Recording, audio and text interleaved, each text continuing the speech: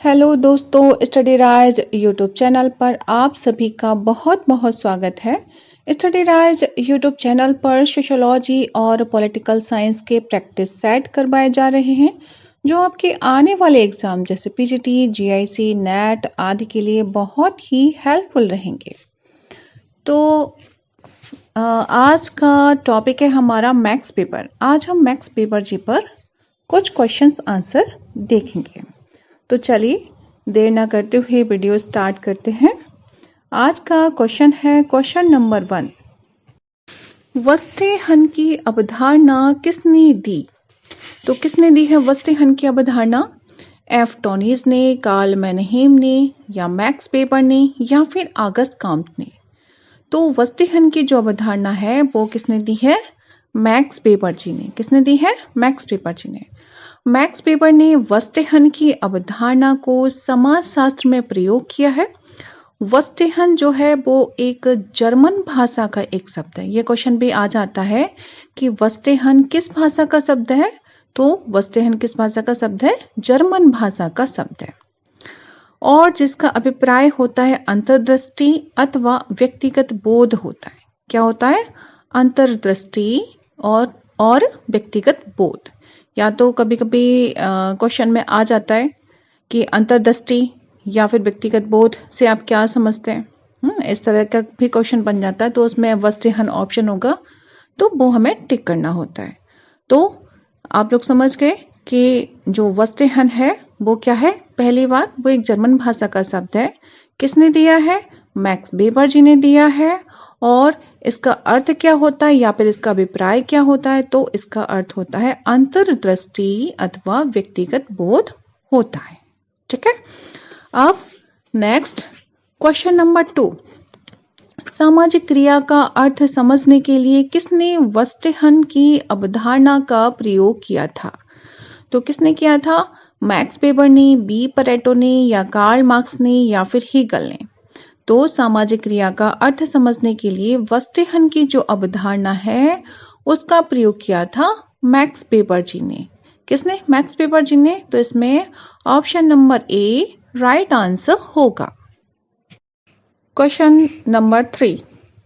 निम्नांकित समाजशास्त्रियों में किसने वस्टेहन यानी कि विवेचनात्मक सूझ को सामाजिक घटनाओं के विवेचन हेतु विकसित किया है? तो किसने किया है? वस्टेहन यानी कि विवेचनात्मक सूझ को सामाजिक घटनाओं के विवेचन हेतु विकसित किया है। वो किसने किया है? बी परेटो ने, मैक्स वेबर ने, के डेविस ने, या फिर जी सेमेल ने? तो राइट आंसर क्या हो जाएगा हमारा? Option number B Max Weber. क्या होगा? मैक्स वेबर ने जो सामाजिक घटनाओं के विवेचना के लिए क्या प्रयोग किया है? वस्टेहन का प्रयोग किया है।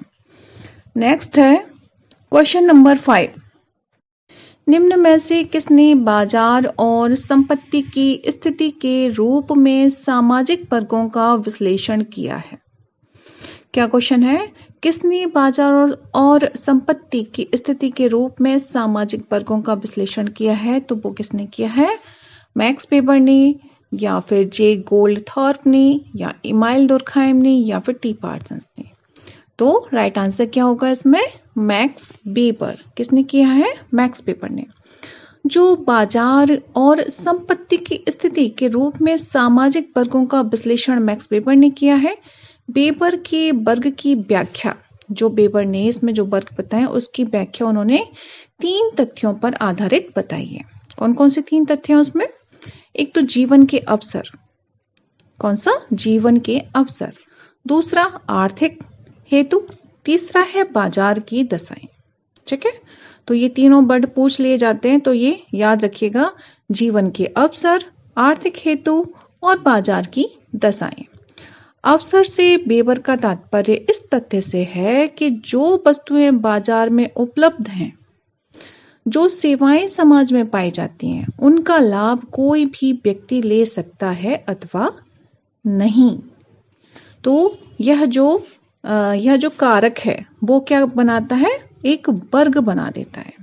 जैसे जो बहुत ज्यादा महंगी वस्तुएं होती हैं तो वो क्या गरीब इंसान यूज कर सकता है? नहीं कर सकता, उसका उपभोग नहीं कर सकता। तो वो जो अमीरों की जो महंगे महंगे सामान हैं या जो लग्जरीज वाली जो सामान है वो कौन, एक वर्ग हो गया ना, अमीर वर्ग हो गया, तो वही यूज कर सकता है। तो इसमें ये बताया है कि जो लाभ हैं, जो सेवाएं हैं, जो बाजार में उपलब्ध वस्तुएं हैं, तो वो उनका लाभ कोई भी व्यक्ति ले पा रहा है या नहीं ले पा रहा है। तो इसके लिए उन्होंने क्या बनाया है, वर्ग बनाया है। वर्ग को बनाता है ये जो निश्चित रूप से उसका एक आर्थिक हेतु भी होता है। जो वर्ग बनता है उसका क्या होता है, एक आर्थिक हेतु भी होता है। और वर्ग की निश्चित और विशिष्ट स्थितियों का निर्णय बाजार ही करते हैं। जो वर्ग बनेगा उसकी निश्चित और विशिष्ट स्थितियों का निर्णय कौन करेगा, बाजार करेंगे।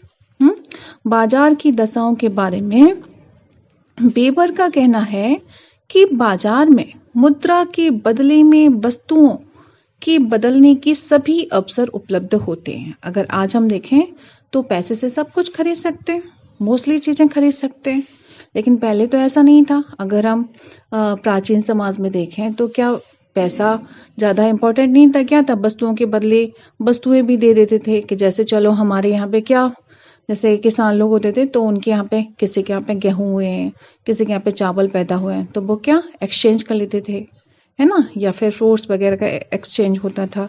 तो लेकिन आज क्या है कि आज तो हर एक वस्तु को कैसे पैसों में बदला जाता है। जो भी है तो हम पैसे से सब कुछ खरीद सकते हैं। तो वही बताया, इस प्रकार जहां एक और बाजार वर्ग की स्थिति का एक भाग होता है, वहीं वर्ग का निर्धारण बाजार के प्रतिकर्ता का जो अभिस्थापन है या फिर रुझान है उसके द्वारा निश्चित होता है। कि बाजार के ज्यादा बाजार किसका है, यानी ज्यादातर कौन सी चीज खरीदी जा रही है। जैसे हम ये मान के चलते हैं, जैसे दूध है, अगर मिल्क है तो मार्केट में बहुत सारी कंपनियां हैं, लेकिन लोगों का रुझान कौन सी कंपनी के प्रति ज्यादा है, मदर डेयरी के प्रति है या फिर अमूल के प्रति है या और बहुत सारी कंपनियां हैं उनके प्रति है। तो ये जो रुझान है वो निश्चित करता है। ठीक है, तो इसमें ये पूछा था कि किसने बाजार और संपत्ति की स्थिति के रूप में सामाजिक वर्गों का विश्लेषण किया है। तो सामाजिक वर्ग आप लोग समझ गए किसने किया है, मैक्स वेबर ने, क्योंकि वर्गों का विभाजन हो गया। अब नेक्स्ट है क्वेश्चन नंबर 6, वर्ग स्थिति की अवधारणा को विकसित किया है। तो जो वर्ग की स्थिति है की अवधारणा को विकसित किसने किया है, कार्ल मार्क्स ने किया है, लुईस कोजर ने किया है, या बी परेटो ने किया है, या फिर मैक्स वेबर ने किया है। तो जो वर्ग स्थिति की अवधारणा है उसको विकसित किया है किसने, मैक्स वेबर जी ने। तो ऑप्शन नंबर डी इसमें राइट आंसर हो जाएगा। नेक्स्ट क्वेश्चन नंबर 7, किसने कहा कि वास्तव में व्यक्ति की वर्ग स्थिति ही उसकी बाजार स्थिति है। तो ये किसने कहा है, कार्ल मार्क्स ने, मैक्स वेबर ने, C.W. मिल्स ने, या फिर जे बर्नार्ड ने। तो ये कहा है किसने, मैक्स वेबर जी ने, यानी ऑप्शन नंबर 20 में राइट आंसर होगा। किसने कहा है कि वास्तव में व्यक्ति की वर्ग स्थिति ही उसकी क्या है, बाजार स्थिति है। अगर ये कोटेशन आ जाए तो हमें मैक्स वेबर को सही करना है। देखो, मैक्स वेबर ने कहा है कि वर्ग का आधार यह है कि किसी व्यक्ति के सेवा की बाजार में कीमत क्या है, यानी व्यक्ति की योग्यता एवं शिक्षा इस बात का निर्धारण करती है कि उस व्यक्ति की सेवा की खुले बाजार में यानी कि मार्केट सिचुएशन में क्या कीमत है। वेबर ने बाजार की बात इस संदर्भ में रखी है कि हर प्रकार के पेशों का हमेशा समान महत्व नहीं होता है।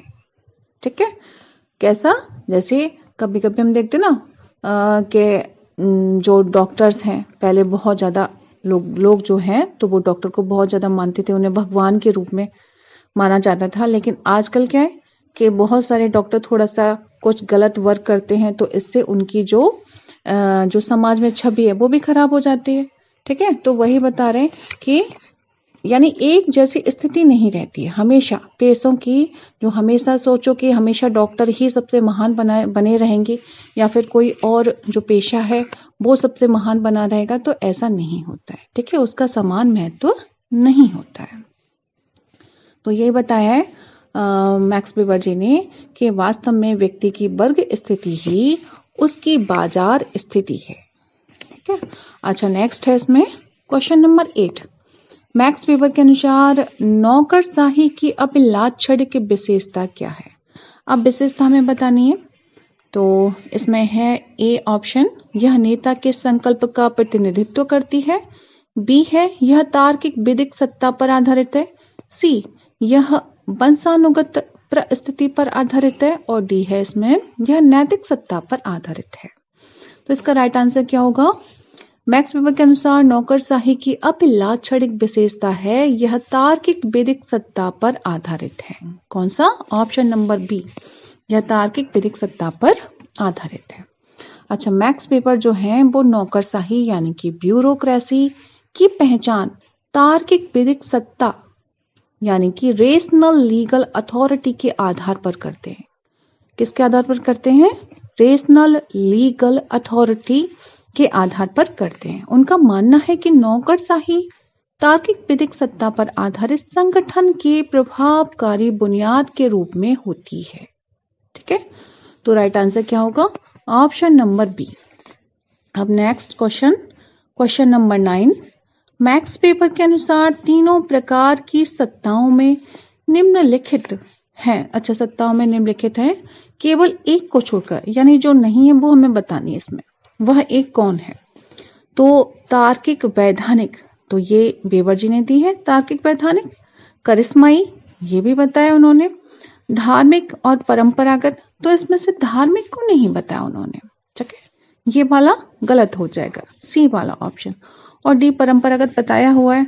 तो 3 प्रकार की सत्ता हो गई। कैसी कैसी? मैक्स वेबर ने सत्ता का विवेचन यानी कि शक्ति पावर के रूप में किया है और उन्होंने सत्ता के 3 रूपों की चर्चा की है। तो कौन कौन से रूप हैं? तार्किक वैधानिक सत्ता, करिश्माई सत्ता और परंपरागत सत्ता। ये तीनों लर्न करके रख लीजिएगा, क्योंकि ये इस तरह से भी आ गया एक क्वेश्चन और ये तीनों पूछ भी लेते हैं। ठीक है, तो उस तरीके का भी आता है क्वेश्चन। तो तार्किक वैधानिक सत्ता जैसे एक ही बता दी, तार्किक वैधानिक सत्ता किसकी है, या फिर करिश्माई सत्ता पर किसने चर्चा की है, किसने यानी कि वर्क किया है, तो वो हमें फिर हम भूल जाएंगे ना। तो इसलिए ये तीनों वर्ड लर्न करके रखिएगा कि तार्किक वैधानिक सत्ता, करिश्माई सत्ता, परंपरागत सत्ता किसकी है? मैक्स वेबर जी की है। अच्छा, नेक्स्ट है क्वेश्चन नंबर 10। शक्ति के वैधीकरण का सिद्धांत किसने दिया है? अब शक्ति के वैधीकरण का सिद्धांत बताया है, किसने दिया है? तो आप सबको पता ही है, V Pareto, S M Lipset, Karl Marx या मैक्स वेबर। तो ऑप्शन नंबर डी इसमें मैक्स वेबर राइट आंसर होगा। अच्छा, शक्ति के वैधीकरण का सिद्धांत जो है मैक्स वेबर द्वारा दिया गया है, वे शक्ति का अर्थ कैसे राजनीतिक शक्ति के रूप में लेते हैं। कैसे लेते हैं? राजनीतिक शक्ति के रूप में लेते हैं। वेबर का मानना है कि सामाजिक संबंधों में शक्ति का मतलब उस प्रत्येक अवसर से है जिसमें अपनी स्वयं की इच्छाओं को दूसरों के विरोध करने पर भी पूरा किया जा सके।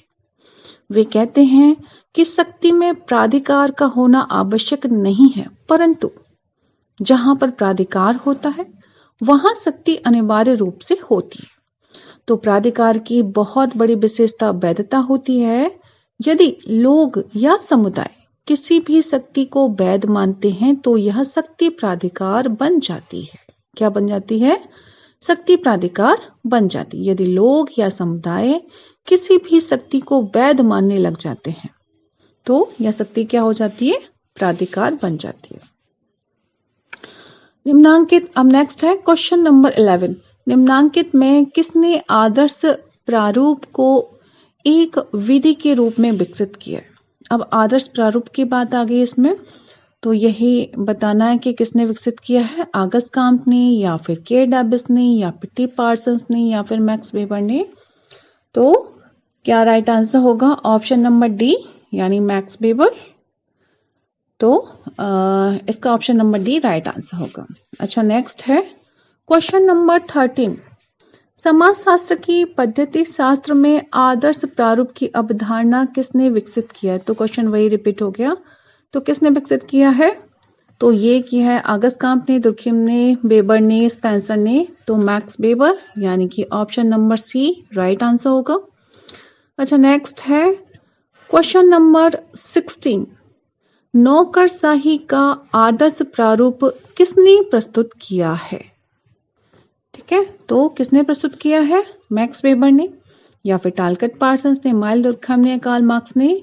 तो नौकरशाही का आदर्श प्रारूप जो है वो किसने प्रस्तुत किया है? मैक्स वेबर जी ने। ऑप्शन नंबर ए इसमें राइट आंसर होगा। अब नेक्स्ट है क्वेश्चन नंबर 17, मैक्स वेबर ने सामाजिक क्रिया के कितने प्रकारों का उल्लेख किया है? तो कितने प्रकारों का उल्लेख किया है? 4 प्रकार का, 6 प्रकार का, या फिर 8 प्रकार का, या फिर 10 प्रकार का? तो मैक्स वेबर ने सामाजिक क्रिया के 4 प्रकार बताए हैं। ठीक है, कौन कौन से बताए हैं? तो जो मैक्स वेबर हैं पहले उन्होंने कौन से बताए हैं जो प्रकार हैं प्रकार हैं? तो बौद्धिक तार्किक सामाजिक क्रिया, एक बौद्धिक तार्किक सामाजिक क्रिया।